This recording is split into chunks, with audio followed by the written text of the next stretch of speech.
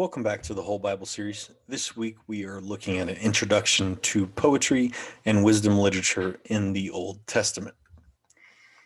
So, poetry and wisdom literature take up 5 books within the Old Testament, in the middle of the Old Testament.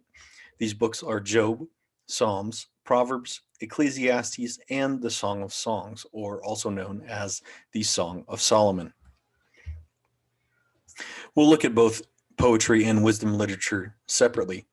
For poetry, many modern English translations of the Bible present poetry in a distinct form that differs from prose text. So when you come to Hebrew poetry in the Bible, you will often see that it is indented and separate from the actual prose text itself. So you can visually tell that this is poetry. In the oldest manuscripts, however, it was just part of the writing. You couldn't tell the difference just by looking at the text. And so scholars have to break it out by notating parallelism, meter, and the acrostic form. So a poem often requires greater interpretation than other forms of writing. In the Old Testament, poems can function as hymns of praise or lament, victory songs, or dire messages of destruction. Wisdom literature, on the other hand, is a genre of ancient literature categorized by an emphasis on teaching its audience to the things to attain virtue and to obtain divine favor. This genre makes up a large portion of the Hebrew Bible and is well attested in other ancient literatures, especially Egyptian and Mesopotamian. The biblical wisdom literature comprises the books of Proverbs, Job, and Ecclesiastes. Song of Songs, or Song of Solomon, is sometimes included in the list because of its affinity with wisdom literature themes, as are several Psalms.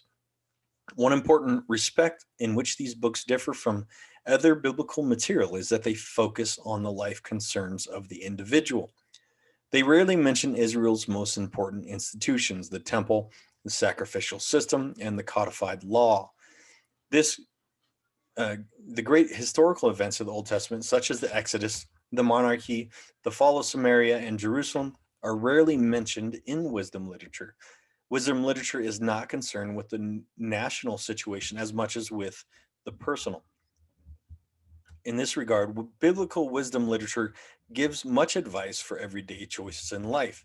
The biblical unit of wisdom teaching in the book of Proverbs is the short saying, a metaphorical comparison that gives advice in a memorable way.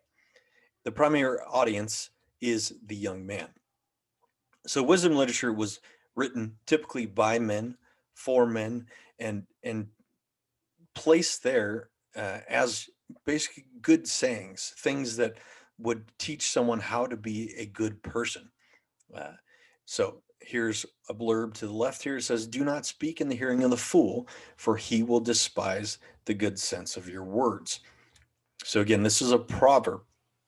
This is something that one man is saying to another, just like a father would give his son advice.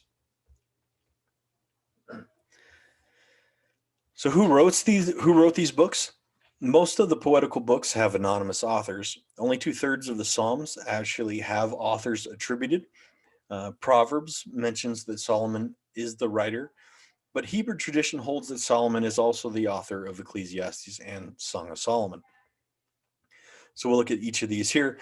Job is an unknown author. It actually doesn't take place within Israel or near the tribes of Abraham. So this actually probably takes place around the time of Abraham, but it takes place in Edom or further east. Psalms are written by multiple people. David is attributed the most Psalms, but there's also Psalms attributed to the sons of Korah. These are singers in the temple. Asaph, Solomon, there's one attributed to Moses, and there's also others. There's plenty of others which we don't know who wrote them. Some of them may be from these writers that we just discussed, and there may be others that we don't know. And the Psalms would have been collected over hundreds of years. It's not just from one time period. Proverbs was written by Solomon. It states that in the book. Ecclesiastes, the author is unknown, but it's possibly Solomon also. And again, Song of Solomon or Song of Songs is attributed to Solomon also, writing to his lover. Here's a little blurb from First Kings. It just reminds us that God gave Solomon wisdom and understanding beyond measure. So much so that it was like the sand on the seashore. So if God gave Solomon all this great wisdom, of course, Solomon would then produce books of wisdom. And so that's where a lot of the wisdom literature comes from. So here's a timeline of the Old Testament. This is what we've been working in. We're actually missing part of the arrow here, but you'll see David and Solomon's time circled, and then there's an arrow pointing backwards because some of the Psalms come earlier, such as the Psalm of Moses, and I'm sure there's some other ones there also that are carried over through history by oral tradition that get included in the Psalms. So why were these books written?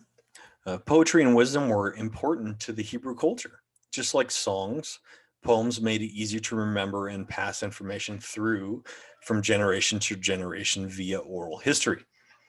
These books are included in the Hebrew Bible in order to chronicle the writings and sayings of the most important kings in Israel's history. So David and Solomon are probably two of the most important kings in Israel's entire history. And so, of course, they want to include anything that they would have generated.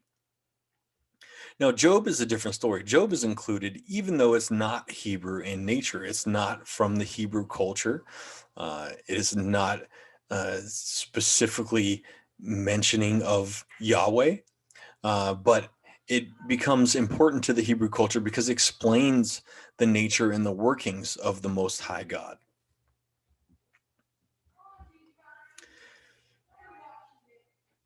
So should we use poetry and wisdom literature, or should we view poetry and wisdom literature as literal? Should we take it seriously?